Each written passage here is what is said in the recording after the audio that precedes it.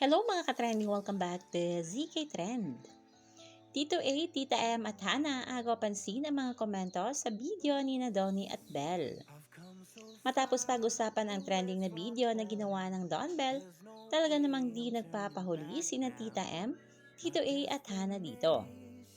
Matapos pusuan nila ang post ng Star Cinema, umagaw pansin rin ang kanilang komento sa naturang post. Ayon dito kay Tita M, tayo na. At ayon nga sila mga fans ay ang basa daw nila sa naturang komento ni Tita M ay kayo na. Nakakabilib din talaga itong mom ni Donnie sa pagsuporta sa Don Belle. Number 1, Don Belle fan talaga itong si Tita M at grabe din kikiligin pagdating sa Don Belle. Maging si Tito A ay napashare din sa naturang video na ayon dito, can't wait. At maging si Hana ay may komento rin na ganito. Lantaran na nga ang pagkakilig sa mga magulang at kapatid ni Donnie sa kanila ni Belle at talaga namang literal na uwian na may nanalo na. Super excited nga ang team Pangilinan sa naturang movie na ito ng Don Belle. At ayon pa nga dito sa ilan nilang komento, ganto siguro mga bashers ngayon ng Don Belle.